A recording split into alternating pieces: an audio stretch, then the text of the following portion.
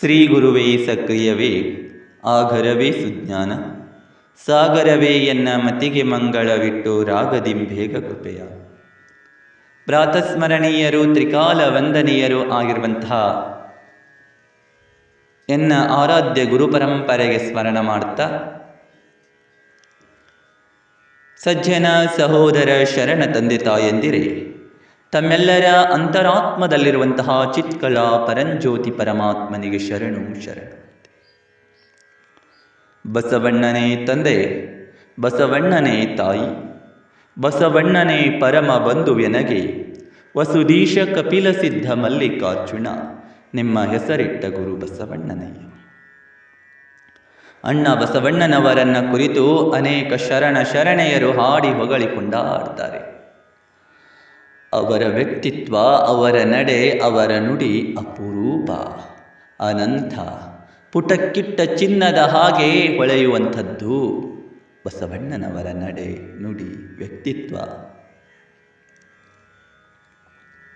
ವೇದಪ್ರಿಯ ಶಿವನೆಂಬರು ವೇದಪ್ರಿಯ ಶಿವನಲ್ಲ, ನಾದಪ್ರಿಯ ಶಿವನೆಂಬರು ನಾದಪ್ರಿಯ ಶಿವನಲ್ಲ, ವೇದಪ್ರಿಯನೂ ಅಲ್ಲ ನಾದಪ್ರಿಯನೂ ಅಲ್ಲ, ಭಕ್ತಿಪ್ರಿಯ ನಮ್ಮ ಕೂಡಲ ಸಂಗಮ ದೇವ ಅಂತ. ಯಾರು ವೇದವನ್ನು ಓದಲಿಕ್ಕೆ ಸಾಧ್ಯವಿಲ್ಲವೋ, ಯಾರಿಗೆ ನಾದವನ್ನು ಮಾಡಲಿಕ್ಕೆ ಸಾಧ್ಯವಿಲ್ಲವೋ, ಅನಕ್ಷರತೆ ಅವಿದ್ಯಾವಂತರು ಆಗಿರುವಂತಹ ಎಲ್ಲ ಜನರಿಗೆ, ಅಪ್ಪ ನಿಮಗೆ ವೇದ ಓದಲಿಕ್ಕೆ ಸಾಧ್ಯ ಆಗದೇ ಇದ್ದರು, ನಾದವನ್ನು ಸಂಗೀತವನ್ನು ಮಾಡಲಿಕ್ಕೆ ಸಾಧ್ಯ ಆಗದೇ ಇದ್ದರು, ನೀವೆಲ್ಲ ನಿಷ್ಕಲ್ಮಶವಾಗಿರ್ತಕ್ಕಂಥ ಭಕ್ತಿ ಮಾಡ್ರಿ, ಪರಮಾತ್ಮ ಒಲಿತಾನ ಅನ್ನುವಂಥ ಸುಸಂದೇಶವನ್ನು ಕೊಟ್ಟಿರತಕ್ಕಂಥ ಅಣ್ಣ ಬಸವಣ್ಣ, ಜಗಜ್ಯೋತಿ ಬಸವಣ್ಣ. ಬಸವಣ್ಣನನ್ನ ಕುರಿತು ಶರಣೆಯರು ಹಾಡಿ ಹೊಗಳ್ತಾರ. ಯಾಕ? ಬಸವಣ್ಣನಲ್ಲಿ ಅನಂತವಾಗಿರ್ತಕ್ಕಂತಹ ಅಮೂಲ್ಯವಾಗಿರ್ತಕ್ಕಂಥ ವ್ಯಕ್ತಿತ್ವ, ಲೋಕವನ್ನು ಬೆಳಗಲಿಕ್ಕೆ ಬಂದಿರತಕ್ಕಂಥ ವ್ಯಕ್ತಿತ್ವ ಅಣ್ಣ ಬಸವಣ್ಣನದ್ದು. ಭಗವಂತನಿಗೆ ಬೇಕಾಗಿರುವಂಥದ್ದೇನೋ ನಿಷ್ಕಲ್ಮಶವಾಗಿರ್ತಕ್ಕಂತಹ ಪ್ರೇಮ, ನಿಷ್ಕಲ್ಮಶವಾಗಿರ್ತಕ್ಕಂಥ ಭಕ್ತಿ, ಅದೇ ಭಗವಂತನಿಗೆ ಪ್ರಿಯವಾಗಿರ್ತಕ್ಕಂಥದ್ದು. ಮಾನವ ಜೀವನ ಉನ್ನತ ಸ್ಥಿತಿಯಲ್ಲಿ ಸಾಗಬೇಕಾಗಿತ್ತು ಅಂದರೆ ಅಣ್ಣ ಬಸವಣ್ಣನವರು ಕೊಟ್ಟಿರ್ತಕ್ಕಂಥ ಸಪ್ತ ಸೂತ್ರಗಳನ್ನು ಅಳವಡಿಸಿಕೊಂಡ್ರೆ ಸಾಕು, ಮಾನವ ಜೀವನ ಮಹಾದೇವನ ಜೀವನ ಆಗ್ತದೆ. ನರನಾಗಿರುವಂಥವನು ಹರನಾಗಬೇಕಾಗಿತ್ತು ಅಂದರೆ ವಚನ ಸಾಹಿತ್ಯವನ್ನು ಅಧ್ಯಯನ ಮಾಡಬೇಕಾಗುತ್ತದೆ.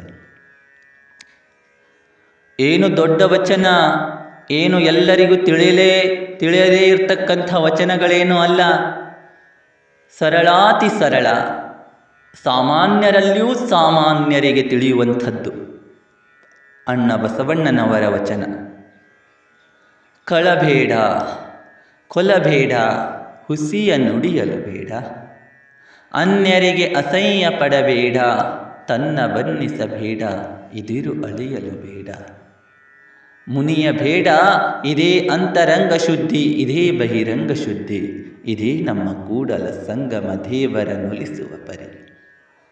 ಕಳಬೇಡ ನೋಡ್ರಿ, ಬಹಳ ಚಂದದ.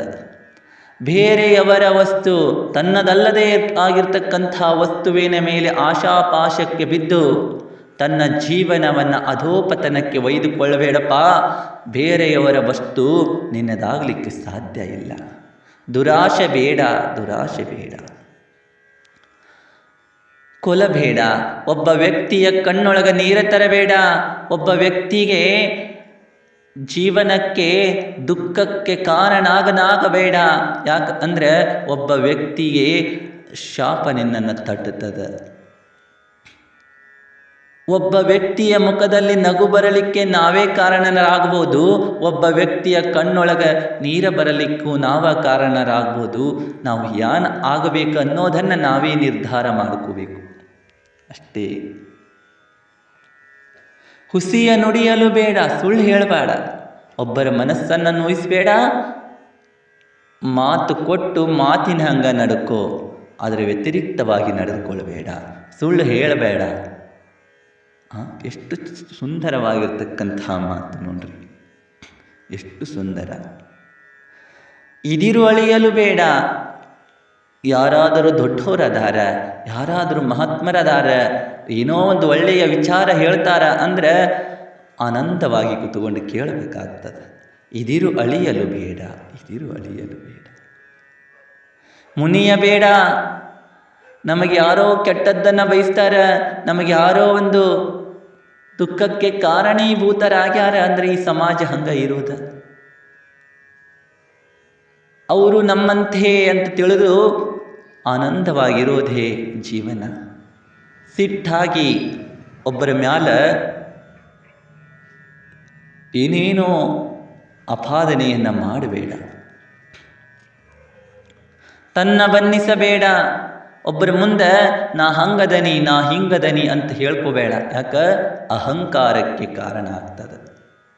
ಅಹಂಕಾರ ಇದ್ದರೆ ಮಾನವನ ಉನ್ನತಿ ಎಂದಿಗೂ ಸಾಧ್ಯ ಆಗೋದಿಲ್ಲ. ನಂತರದೊಳಗೆ ನಾವೇನಾದರೂ ಒಂದು ಒಳ್ಳೆಯ ಸ್ಥಾನಮಾನಕ್ಕೆ ಬರಬೇಕಾಗಿತ್ತು ಅಂದರೆ ಅಂತರಂಗ ಬಹಿರಂಗ ಇವೆಲ್ಲವೂ ಶುದ್ಧವಾಗಿದ್ದಾಗ ಭಗವಂತನ ಒಲುಮೆ ಸಾಧ್ಯ ಆಗುತ್ತದೆ, ಭಗವಂತನ ಕೃಪೆ ಸಾಧ್ಯ ಆಗುತ್ತದೆ ಅಂತಕ್ಕಂಥ ಅತಿ ಸರಳವಾಗಿ ಅಣ್ಣ ಬಸವಣ್ಣನವರು ತಮ್ಮ ವಚನದಲ್ಲಿ ಅಪ್ಪಣೆಯನ್ನು ಪಡಿಸ್ತಾರೆ. ಈ ಒಂದು ವಚನವನ್ನು ವಿಶ್ಲೇಷಣೆ ಮಾಡಿದರೆ ಒಂದು ದಿನವೇ ಸಾಲೋದಲ್ಲ. ಅಂತಹ ವಚನ. ನಾವು ನೀವೆಲ್ಲ ಅಣ್ಣ ಬಸವಣ್ಣನವರ ವ್ಯಕ್ತಿತ್ವ ಅಮೂಲ್ಯವಾಗಿರ್ತಕ್ಕಂಥದ್ದನ್ನು ಅದನ್ನು ತಿಳಿದುಕೊಂಡು ಕಲ್ಯಾಣ ಪಟ್ಟಣವನ್ನು ಕಟ್ಟಿದ್ರು. ಆ ಕಲ್ಯಾಣ ಪಟ್ಟಣವನ್ನು ಬಂಗಾರದ ಇಟ್ಟಿಗೆಗಳಿಂದ, ವಜ್ರಖಚಿತ ಮುತ್ತು ರತ್ನಗಳ ತೋರಣದಿಂದ ಕಟ್ಟಿರಲಿಲ್ಲ, ಮನಸ್ಸುಗಳ ನಡುವಿನ ಬಂಧದಿಂದ ಕಟ್ಟಿದ್ರು. ಮನಸ್ಸುಗಳಿಂದ ಕಟ್ಟಿದ್ರು. ಎಲ್ಲರ ಬಾಯಲ್ಲಿ ಮೃದು ವಚನ, ಎಲ್ಲರ ಬಾಯಲ್ಲಿಯೂ ಶರಣಾರ್ಥಿ, ಪ್ರಸಾದ ಮಾಡ್ರಿ. ಇಂತಹ ಮಾತುಗಳು ಎಲ್ಲಿರ್ತಾವ ಅದೇ ಕಲ್ಯಾಣ. ಯಾವ ಮನೆಯಲ್ಲಿ ಒರಟಾದ ಮಾತುಗಳು ನಡೀತಾವ ಅದೇ ನರಕ. ಕಾಯಕ ಅಂದ್ರೆ ಏನೋ, ದಾಸೋಹ ಅಂದ್ರೆ ಏನೋ ಅನ್ನೋದನ್ನು ತಿಳಿಸಿಕೊಟ್ಟರವರು ಅಣ್ಣ ಬಸವಣ್ಣನವರು. ಯಾವುದು ಕಾಯಕ, ಯಾವುದು ಕೆಲಸ, ಯಾವುದು ಕರ್ತವ್ಯ? ಕೆಲಸ ಅಂದರೆ ಒಂದು ಹಾಲು ಮಾರುವ ಉದಾಹರಣೆಯನ್ನು ತೆಗೆದುಕೊಳ್ಳೋಣ. ಹಾಲನ್ನು ಕರೆದು ಆ ಹಾಲಿನೊಳಗೆ ಯಥೇಚ್ಛವಾಗಿ ನೀರನ್ನು ಬೆರೆಸಿ ಮಾರುವುದು ಕೆಲಸ ಆಗುತ್ತದೆ. ಅದೇ ಹಾಲನ್ನು ಕರೆದು ನೀರನ್ನು ಹಾಕದೆ ಹೆಂಗೆ ಕರೆದಿರ್ತಾನೋ ಹಂಗೆ ಮಾರೋದು ಕರ್ತವ್ಯ ಆಗುತ್ತದೆ. ಅದೇ ಹಾಲನ್ನು ಕರೆದು ನೀರನ್ನು ಸೇರಿಸದೆ ಮಾರಿ ಬಂದ ಹಣದಲ್ಲಿ ತಾನೂ ಆನಂದವಾಗಿ ಊಟವನ್ನು ಮಾಡಿ ಸಮಾಜದಲ್ಲಿರ್ತಕ್ಕಂಥ ನಿರ್ಗತಿಕರಿಗೆ, ದೀನ ದುರ್ಬಲರಿಗೆ ಸಹಾಯ ಮಾಡೋದೇ ಕಾಯಕ ಆಗುತ್ತದೆ. ಇಂತಹ ಉನ್ನತ ಕಾಯಕ ಪ್ರಜ್ಞೆಯನ್ನು ಕೊಟ್ಟವರು ಅಣ್ಣ ಬಸವಣ್ಣನವರು. ಒಂದು ಹೂವು ಅರಳ್ತದೆ, ಆ ಹೂವಿನ ಆಯುಷ್ಯ ಎಷ್ಟಿರ್ತದೆ ಅಂದರೆ ಒಂದು ದಿನ ಮಾತ್ರ ಇರ್ತದೆ. ಬೆಳಗ್ಗೆ ಅರಳಿರ್ತಕ್ಕಂಥ ಹೂವು ಸಾಯಂಕಾಲ ಬಾಡಿ ಹೋಗ್ತದೆ. ಆದರೆ ಆ ಹೂವು ಹೆಂಗೆ ಎಲ್ಲರಿಗೂ ಆನಂದವನ್ನು ಕೊಡ್ತದೆ, ಹಂಗೆ ನಮ್ಮ ಜೀವನ ಎಲ್ಲರಿಗೂ ಆನಂದವನ್ನು ಕೊಡುವಂತಹ ಜೀವನ ಆಗಬೇಕು ಅನ್ನೋದನ್ನು ಅಣ್ಣ ಬಸವಣ್ಣನವರು ಸಾರಿದರು ಅಂತ ಹೇಳ್ತಾ ನನ್ನ ಒಂದು 2 ಮಾತಿಗೆ ವಿರಾಮ ಕೊಡ್ತೇನೆ. ಶರಣಾರ್ಥಿ.